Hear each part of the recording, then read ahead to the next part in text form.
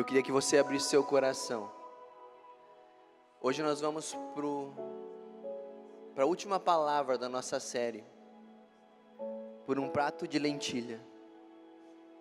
Na última semana, a Debbie ministrou sobre a fidelidade diante de tudo aquilo que Deus tem depositado e colocado nas nossas mãos, nas nossas vidas. Deus separou o povo dele, Deus abençoou o povo dele. E Ele me abençoou, Ele te abençoou, Ele colocou sobre as nossas vidas dons e talentos. E esses dons e talentos que Ele concedeu, Ele espera de mim e de você que nós venhamos a ser fiéis àquilo que Ele depositou em nós. Ele espera que através daquilo que Ele depositou em nós, nós venhamos a edificar o corpo de Cristo na face da terra. Porque a Bíblia diz que nós somos um corpo, onde nesse corpo cada membro tem uma função, onde nesse corpo cada um exerce uma função e uma função importante. Então, nós somos fiéis naquilo que Deus depositou, os dons e talentos que Ele depositou nas nossas vidas, quando nós auxiliamos na edificação do corpo, quando nós somos fiéis à voz de Deus, e nós cumprimos aquilo que Ele tem nos chamado para fazer. E essa noite nós vamos dar continuidade, lendo o nosso versículo tema, que está lá em Hebreus. Se você trouxe a sua Bíblia, abra a sua Bíblia em Hebreus, no capítulo 12, o versículo de número 16. Hebreus 12, versículo 16.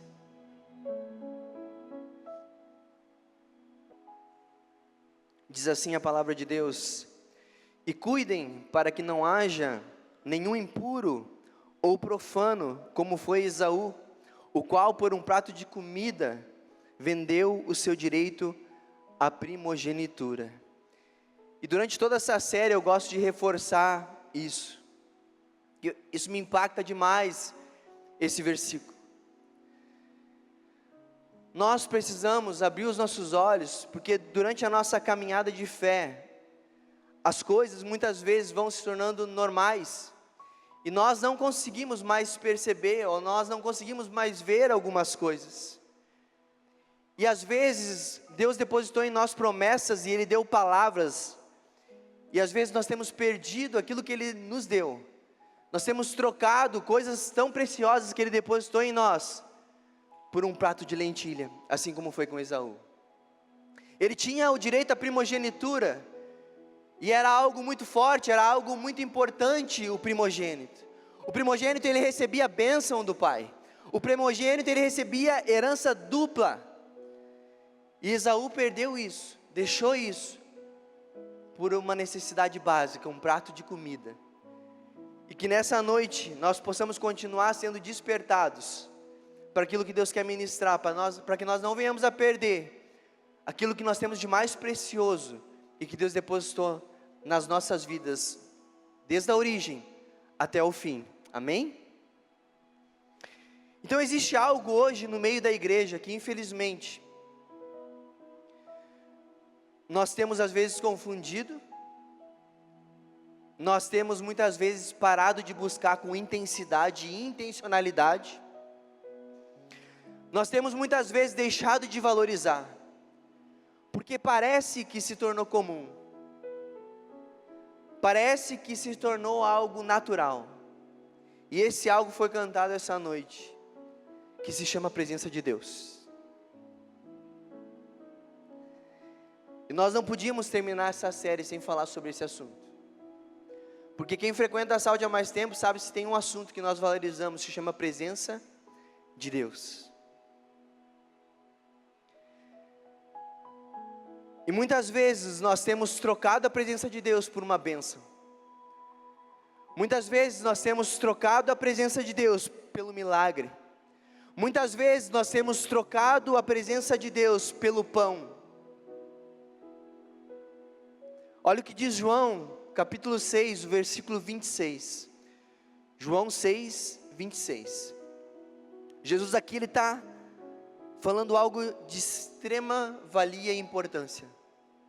Ele diz assim: Jesus respondeu-lhes e disse: na verdade, vos digo que me buscais, não pelos sinais que vistes, vocês não me buscaram pela minha presença, e pelo aquilo que eu espiritualmente sou, e aquilo que eu posso fazer, mas porque vocês comeram do pão, e vocês ficaram satisfeitos. Vocês não me buscam, vocês não estão me buscando e vindo atrás de mim, por quem eu sou, pelo Jesus que eu sou. Vocês estão me buscando pelo aquilo que eu posso oferecer e dar. E muitas vezes, nós na igreja, nós temos trocado a presença, por aquilo que Ele pode nos dar. Nós temos trocado o valor da presença, pelo aquilo que Ele pode fazer por mim e por você. Então hoje, nós iremos falar sobre a fidelidade.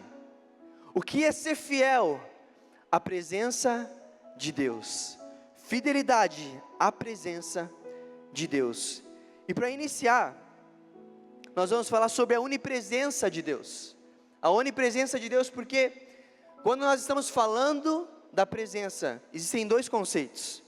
E o primeiro conceito é a onipresença de Deus. Talvez você tenha ouvido eu orar, ou você tenha ouvido muitas vezes nós orar: Deus, vem com a tua presença. E talvez um questionamento que nós temos na mente é: como Deus pode vir com a presença dEle, se Deus é um Deus que está em todos os lugares? Se Deus é um Deus que a presença dEle está em toda a face da terra. Por isso, primeiro nós precisamos entender que nós estamos falando da onipresença de Deus, mas também nós podemos falar da presença manifesta de Deus. Então Deus é um Deus onipresente. O que isso significa? Significa que Ele está em todos os lugares, significa que Ele vê todas as coisas, significa que Ele é um Deus soberano, significa que a soberania dEle, a onipresença dEle, é um tributo incomunicável, ou seja, não é algo que Ele pode passar para o homem, só Ele tem. O tributo da onipresença só Deus tem, só Ele possui. Ele não consegue transmitir isso a nós, porque só Ele é o único Deus que está em todos os lugares, que sabe todas as coisas. Nada é oculto à sua presença. E assim como no jardim do Éden, nós até podemos tentar nos esconder dele, mas o fato é que quando o homem e a mulher pecaram, e Deus vem e chama eles, Deus sabia onde é que eles estavam. Deus não precisava chamar, porque Ele sabia onde o homem e a mulher estavam, porque Ele é um Deus onipresente. E quando eu refletia nisso, eu ficava lembrando que a onipresença de Deus sobre as nossas vidas, se você é pai, você vai saber do que eu estou falando, mas se você não é pai, você é filho, também você vai entender. Todo pai em algum momento brincou de esconde-esconde com seu filho. E é muito engraçado que quando a gente vai brincar de esconde-esconde com o filho, o pai já sabe aonde o filho está. Nós sabemos aonde o filho está. Talvez quando eles vão crescendo mais não, mas enquanto eles são pequenos, e nós vamos contar, o pai sabe aonde o filho está. Assim é a onipresença de Deus. Pode até parecer que não, mas Ele está vendo tudo aquilo que está acontecendo na nossa vida. Lá no seu trabalho, na sua casa, na sua família, aonde você está, Deus está vendo. O salmista Davi, ele compreendia essa onipresença, e ele falava o seguinte, lá em Salmos 139, os versículos de 7 a 10. Salmo 139, de 7 a 10. Para onde eu me ausentarei do teu espírito? Para onde eu fugirei da tua face? Se subo aos céus, lá, Deus, tu estás. Se eu faço a minha cama no mais profundo abismo, lá também, Deus, tu estás. Se tomo as asas da alvorada e me detenho nos confins dos mares, ainda lá me haverá de guiar a tua mão, e a tua destra me sustentará. Quantas vezes você já foi na praia e ficou olhando aquele mar? A última vez que a gente foi, o Judá me perguntou aonde o mar termina. Eu disse, essa é uma resposta difícil, né? Porque é algo infinito. Mas naquele algo infinito, Deus está controlando os céus, controlando os mares, controlando o abismo, controlando as nossas vidas. Jeremias 23, 24, também fala dessa onipresença de Deus. Ocultar-se-ia alguém em esconderijos, de modo que eu não veja, diz o Senhor. Porventura não encho eu os céus e a terra, diz o Senhor. Então a primeira coisa que eu quero que você entenda nessa noite é sobre a onipresença de Deus. Deus está em todos os lugares, e eu e você, nós não conseguimos nos esconder dele, amém? A segunda forma da presença de Deus é a presença manifesta dele. E quando nós vamos estudar um pouco sobre a palavra presença no original em hebraico, ela tem 3 significados. O primeiro significado para a palavra presença é panim. Panim nada mais é do que face, do que o rosto. É estar na presença de alguém, face a face. Então quando nós estamos falando da presença manifesta, nós estamos falando de um contato face a face. O segundo significado da palavra se chama Shekinah, e eu tenho certeza que você já ouviu essa palavra, muitas vezes, em louvores, né, nós cantamos, a Shekinah de Deus vai descer, muitas vezes você já cantou isso. Shekinah quer dizer habitação, é quando a presença manifesta de Deus, ela desce, e ela vem habitar entre o homem, é quando a presença de Deus desce, e ela vem habitar entre nós. E a terceira palavra para presença é kavod. E kavod quer dizer glória. É o peso de glória. Quando a presença manifesta de Deus vem, existe um peso, existe uma substância. E essa substância, esse peso de glória, exige reconhecimento.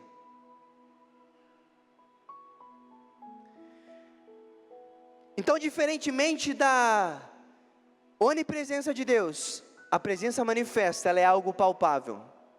A presença manifesta, ela é algo sentido. A presença manifesta é algo visível. E na Bíblia nós temos um exemplo. A primeira igreja, ela iniciou através da presença manifesta de Deus. Abra sua Bíblia em Atos capítulo 4, o versículo 31.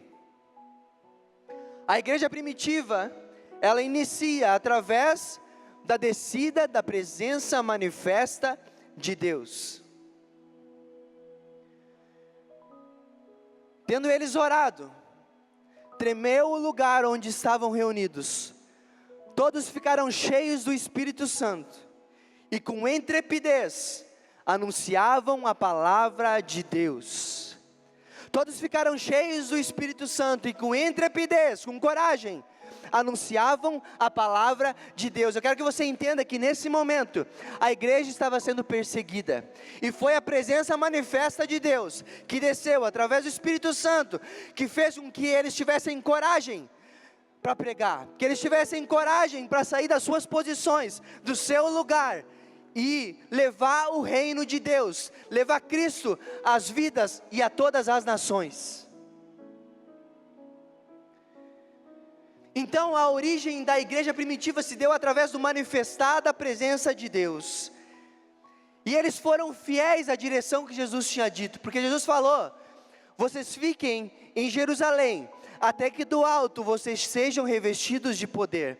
Não saiam desse lugar, permaneçam aqui, até que do alto vocês sejam revestidos com o meu poder. E qual foi a consequência com a presença manifesta de Deus? Coragem, intrepidez, o evangelho sendo anunciado como nunca antes, salvação, o avanço do reino, um só coração. Porque quando nós vamos ler lá em Atos, a Bíblia diz que eles possuíam um só coração, ou seja, unidade no corpo de Cristo. Todos caminhando na mesma direção. Por que isso aconteceu? Porque a presença manifesta de Deus veio. Então eu quero que você entenda um ponto muito importante. Uma das maiores características da presença manifesta de Deus se chama transformação. Não adianta eu sentir o toque, não adianta eu sentir uau, não adianta eu sentir algo espiritual, se esse algo espiritual não gerar resultado. Porque quando a presença manifesta de Deus vem sobre a minha e a sua vida, ela gera um resultado, e esse resultado é transformação.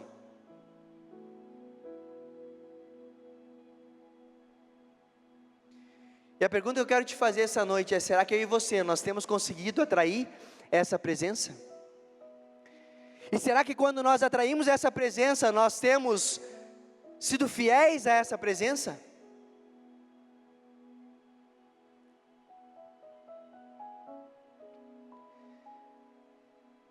Se presença, Shekinah, é um lugar de habitação,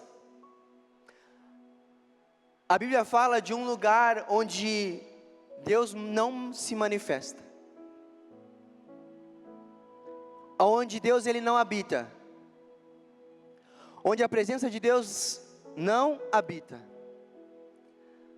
E esse lugar está lá em Atos, capítulo 17, versículo 24.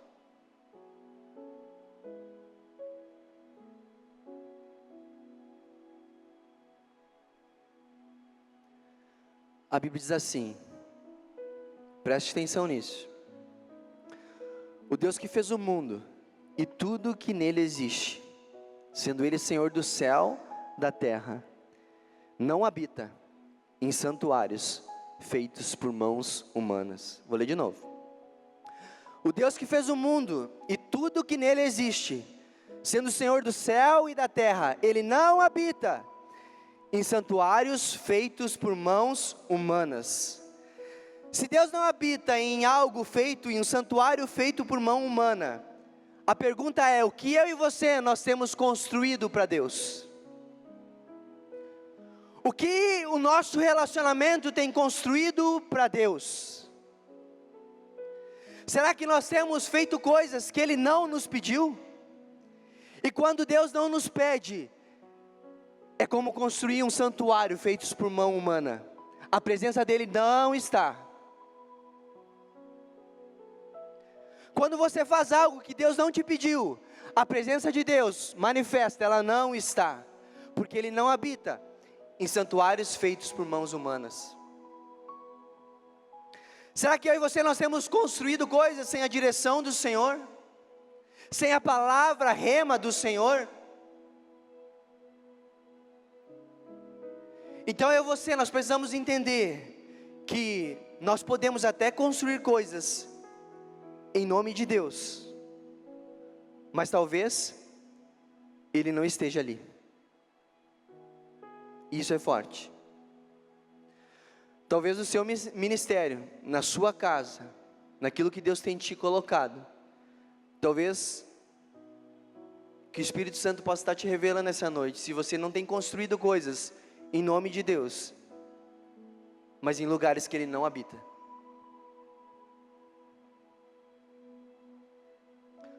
Olha o que diz lá em Números capítulo 14, versículos 33 e 34. Esse fato ocorre depois daqueles que foram espiar a terra, ficarem 40 dias espiando a terra. A terra que Deus havia prometido ao povo de Israel. Um lugar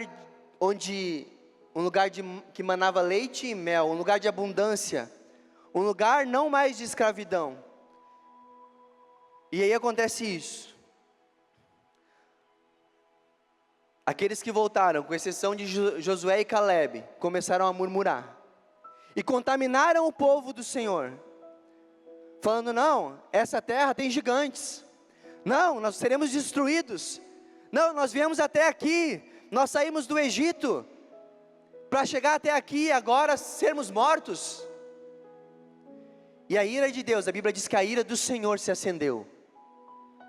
Vossos filhos serão pastores nesse deserto 40 anos, e levarão sobre si as vossas infidelidades. Nós estamos falando sobre fidelidade.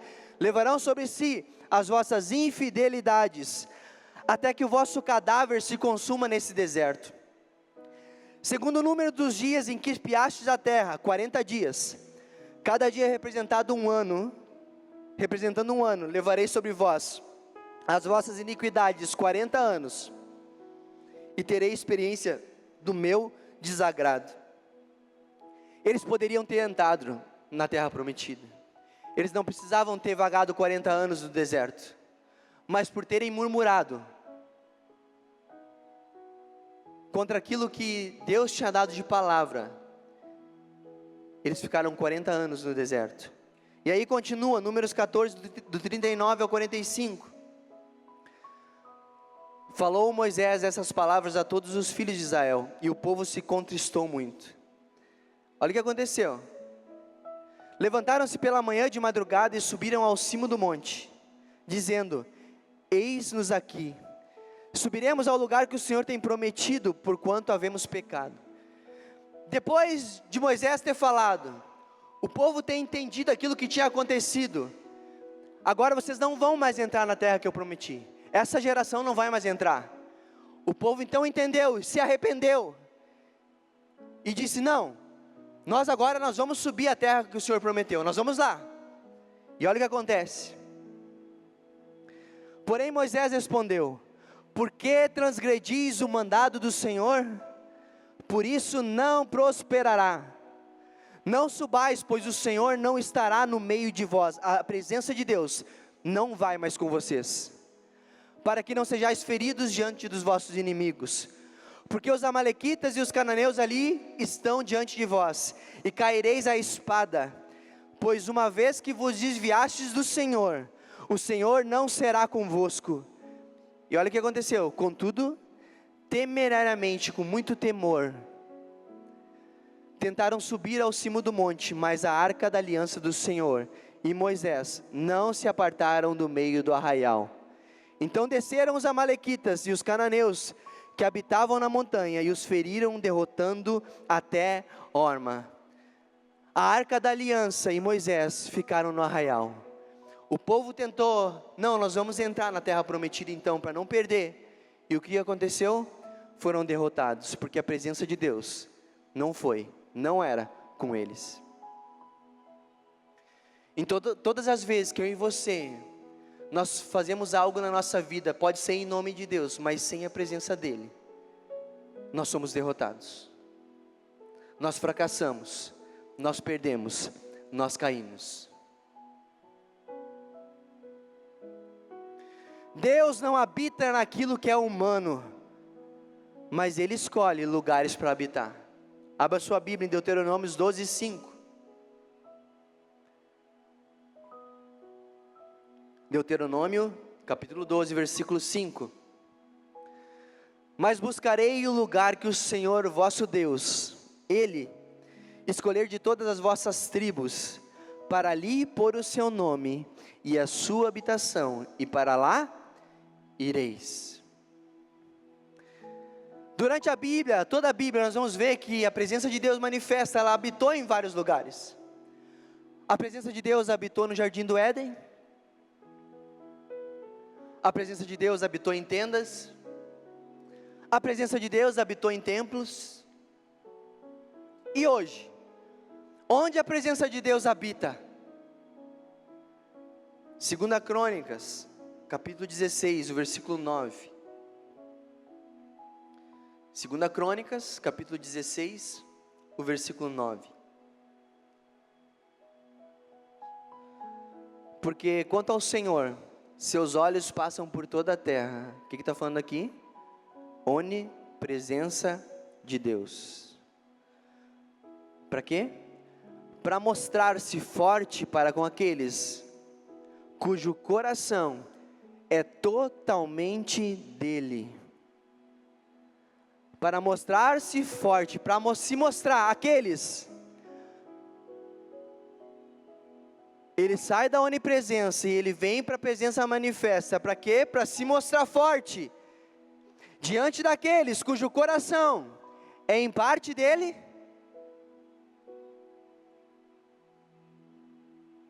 Cujo coração é totalmente dele. Nisso procedeste loucamente, por isso desde agora haverá guerras contra ti. Igreja, os olhos do Senhor, Ele está em todos os lugares, mas não é em todos os lugares que Ele se revela. Os olhos do Senhor estão em todos os lugares, mas não é em todos os lugares que o seu nome está sendo santificado. Os olhos do Senhor, Ele está em todos os lugares, mas não é em todos os lugares que Ele é adorado. Os olhos do Senhor estão em todos os lugares, mas não é em todos os lugares que Ele é entronizado. Os olhos do Senhor, Ele está em todos os lugares, mas não é em todos os lugares que o nome dEle é honrado.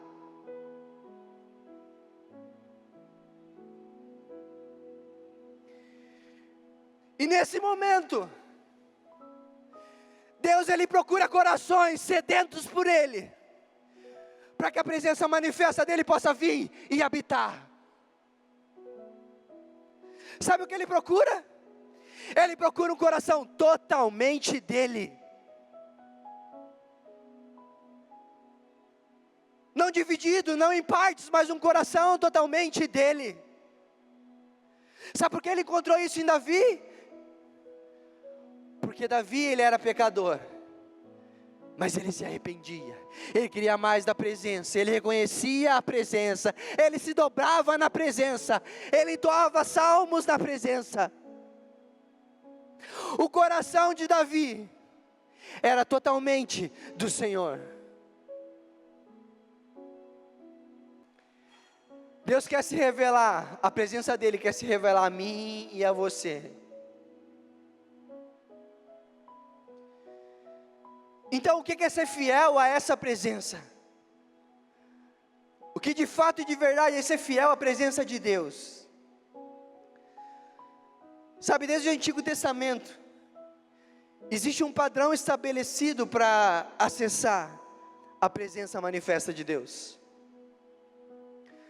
No tabernáculo se começava pelo lugar, pelo pátio de sacrifício,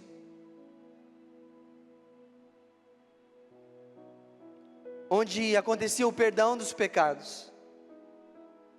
Aí se ia para o lugar, um acesso ao santo lugar, onde acontecia um processo.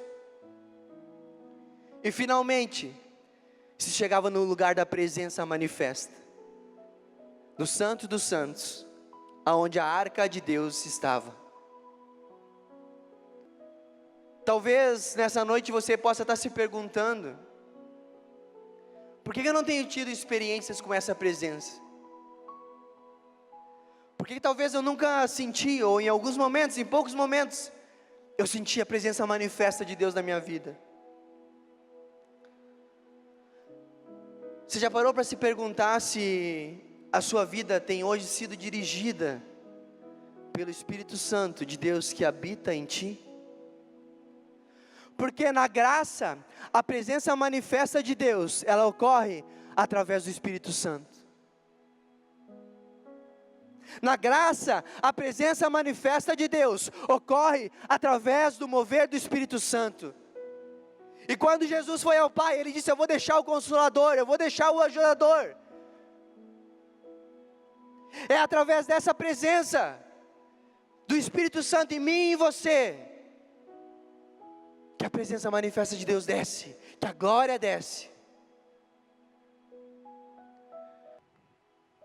Então quando nós reconhecemos isso, nós entendemos que por amor a essa presença, por desejar mais essa presença, nós vamos sujeitar as nossas vontades para serem crucificadas.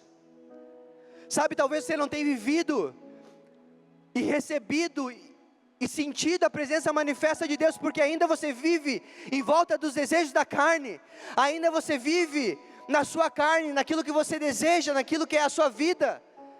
Você ainda não passou desse lugar da primeira etapa, E não tem como chegar no Santo dos Santos sem reconhecer e sem crucificar a carne. Talvez tudo na sua vida ainda gire em torno do seu eu. E não tem como receber a presença manifesta de Deus vivendo para si.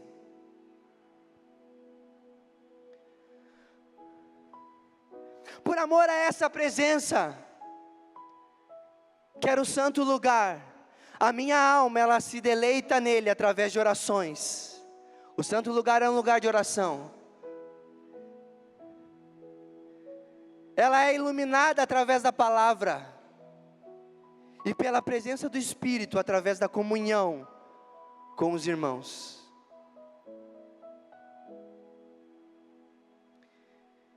Então, quando eu chego nesse lugar, quando eu reconheço que eu quero ser curado, eu não quero mais viver para mim mesmo, que eu não quero andar e levar a minha vida só em volta das minhas coisas, mas eu quero alcançar um santo lugar, o Santo dos Santos, esse lugar de presença. Eu começo a caminhar nessa direção. E lá no Santo dos Santos, na presença manifesta, dentro da arca, existiam 3 elementos. E eu vou usar esses 3 elementos para nós essa noite refletirmos. Como eu e você nós respondemos a essa presença. Como eu e você nós somos de fato fiéis a essa presença. O primeiro elemento que existia na arca era a vara de Arão que floresceu. A vara de Arão era um símbolo de autoridade. Então, ser fiel à presença de Deus é estar num lugar de temor. Ser fiel à presença de Deus é estar num lugar de reconhecimento à santidade de Deus, à autoridade de Deus. A presença de Deus não é algo comum e nem trivial. A presença de Deus é algo que nós temos que honrar, que nós temos que reconhecer, que nós temos que ter temor. Olha o que diz lá em Levítico, capítulo 10, o versículo 1 e 2. Aqui está falando dos filhos dos sacerdotes. Aqueles que entravam, Arão que entrava, o sumo sacerdote que entrava na presença, na arca. E os filhos de Arão, Nadab e Abiú, tomaram cada um o seu incensário, e puseram neles fogo, e colocaram incenso sobre ele, e ofereceram fogo estranho perante o Senhor, o que ele não lhes ordenara. Então saiu fogo diante do Senhor, e os consumiu, e morreram perante o Senhor. Eles fizeram o processo certo, porque naquele lugar se oferecia incenso, se colocava incenso. Eles conheciam o proceder, só que eles desobedeceram a Deus. Eles não tiveram temor da presença de Deus, eles não tiveram temor daquilo que Deus pediu, e por isso eles foram consumidos. Então eu e você, nós precisamos reconhecer diante de quem nós estamos, e nós precisamos fazer aquilo que Ele tem nos pedido para fazer, com muito zelo. O segundo elemento que existia dentro da arca era a tábua dos 10 mandamentos. E a tábua dos 10 mandamentos, ela era um símbolo de obediência. Então ser fiel à presença de Deus é estar nesse lugar de obediência àquilo que Deus nos pede. Nesse lugar de submissão, significa a minha vontade ser alinhada com a vontade de Deus. No Antigo Testamento, o sumo sacerdote, ele só podia entrar no Santo dos Santos, na presença de Deus, se ele passasse pelo processo, se ele obedecesse cada etapa do processo. Salmo 143, 10, o salmista diz assim: ensina-me a fazer a tua vontade, pois és o meu Deus, o teu Espírito é bom, e guia-me por terra plana. Que nessa noite eu e você nós possamos fazer essa oração. Pai, eu quero me submeter à tua vontade, mas ensina-me a fazer a tua vontade, para que eu possa entrar na tua presença. E por último, o terceiro elemento, e eu estou indo para o final, é o maná que caiu do céu. E o maná, ele é um símbolo de sustento. Ser fiel à presença de Deus é estar nesse lugar de comunhão com o Espírito, é estar nesse lugar de ser provido por Jesus, é estar nesse lugar de ser alimentado por Jesus. Ser fiel à presença dEle é estar nesse lugar onde só o que eu desejo é o alimento que vem dEle. Não é buscar alimento em outras mesas. Eu não busco alimento no meu relacionamento, eu não busco alimento no meu ministério, eu não busco alimento nas coisas dessa terra, eu busco alimento nele. Porque lá em João 6:26, 32 e 33, diz assim a Bíblia, Jesus disse: na verdade eu vos digo, Moisés não vos deu o pão do céu, mas meu Pai vos dá o verdadeiro pão do céu. Porque o pão de Deus é aquele que desce do céu e dá vida ao mundo. O pão de Deus é Jesus, e é dele que eu e você, nós precisamos nos alimentar. E a pergunta que eu quero fazer essa noite é: você tem se alimentado de Jesus? Você tem lido a Bíblia? Você tem tido experiências com Cristo? Você tem se alimentado desse maná, que é um maná diário? Se sim, você tem sido fiel à presença. Se não, você tem sido infiel à presença.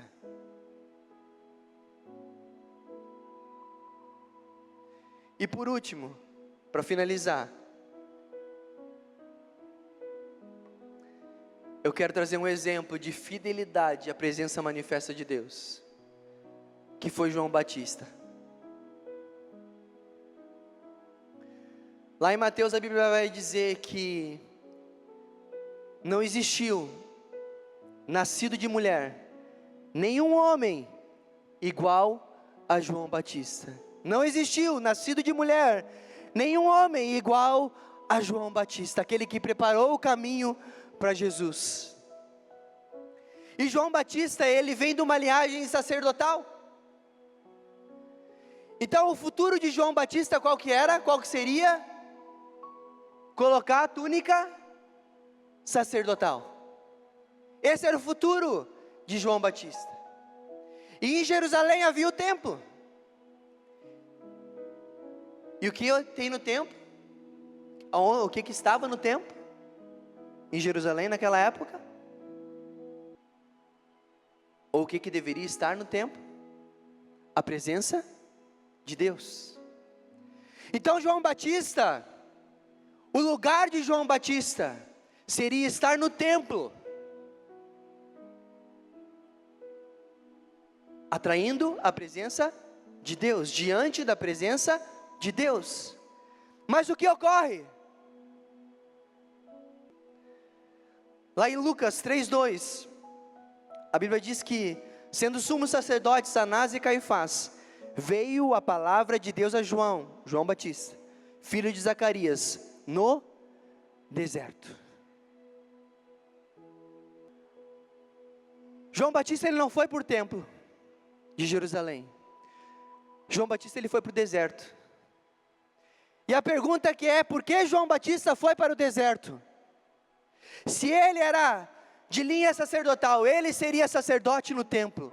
Por que ele escolhe deixar isso e ir para o deserto?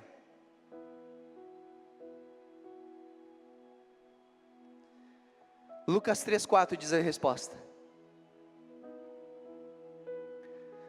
Conforme está escrito no livro das palavras do profeta Isaías: voz do que clama no deserto, preparai o caminho do Senhor, endireitai as suas veredas. João Batista era a voz daquele que clama no deserto. João Batista queria a presença manifesta de Deus, queria ouvir a voz de Deus, e aí ele ouve, e aí ele pode vir e preparar o caminho, porque ele estava cheio. A voz do que clama no deserto.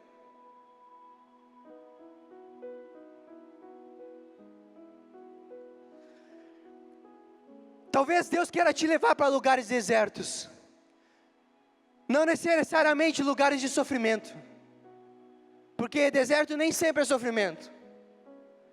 Talvez Deus queira te levar para lugares que você desconhece, que não são povoados, que não são conhecidos, que aos olhos do mundo talvez sejam loucura, mas se a presença dEle estiver lá, vá. Passe por lá, permaneça lá, fique lá.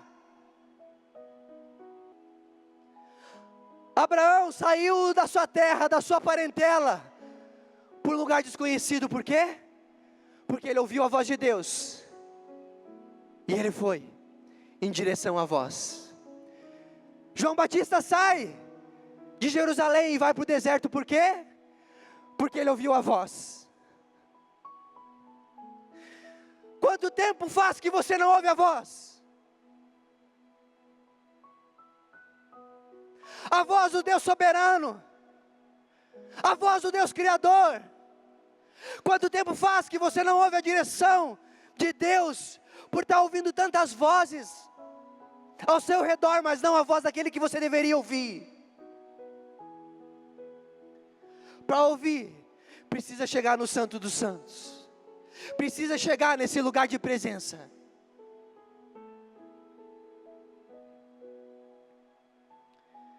Se coloca em pé. Jesus, ele veio, ele morreu numa cruz, o véu se rasgou, o caminho se abriu. O caminho se abriu. O caminho está aberto para a presença. Jesus já veio. Ele já pagou um alto preço. E tudo que Ele deseja encontrar são corações totalmente dEle. São corações totalmente sedentos por Ele. São corações que desejam viver para Ele. Eu queria que nessa hora, aí no seu lugar,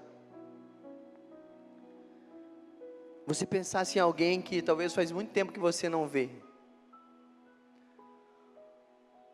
Alguém que talvez você tenha muita saudade. Que saudade eu tenho nessa pessoa. Como eu queria poder ver essa pessoa novamente.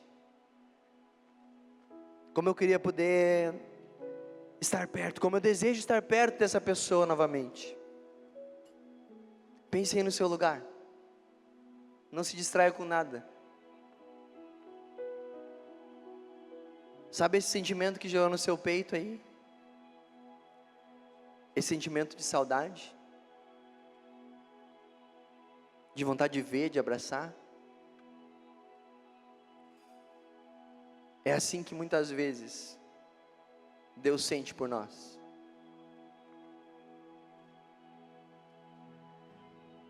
É assim que muitas vezes Ele está lá sentindo. Ah, que saudade que eu tenho.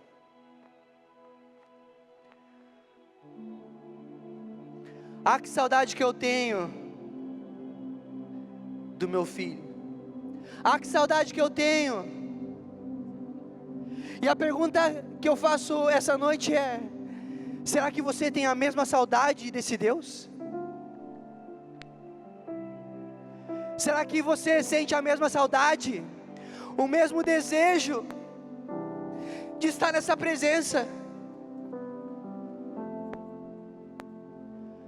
Sabe, os grandes avivamentos nessa terra, eles só aconteceram quando corações sedentos pela presença totalmente dEle se colocaram numa posição de joelho e oração, que clamaram, que abriram seu coração e só desejaram uma coisa: mais da presença dEle.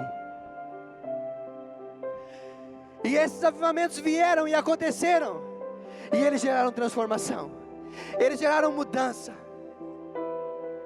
Porque corações sedentos, assim como na igreja primitiva, se colocaram em oração, ficaram até que do alto eles fossem revestidos de poder.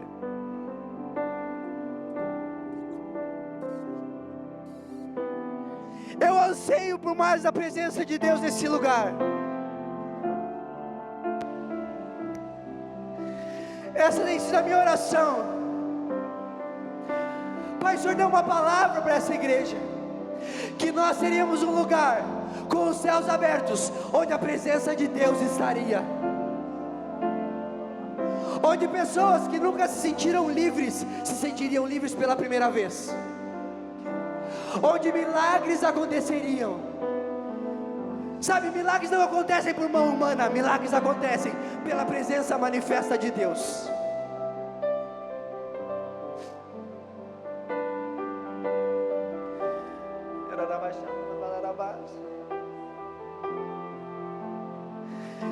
Se o Espírito Santo tem ministrado no seu coração essa noite, eu queria que você colocasse a mão aí no seu coração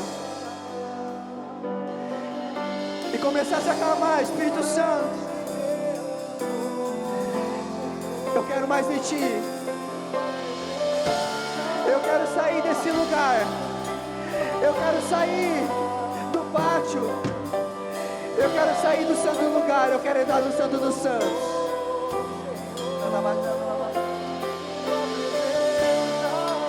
Eu quero mais da Tua presença, mais de Ti, mais da vida que há em Ti.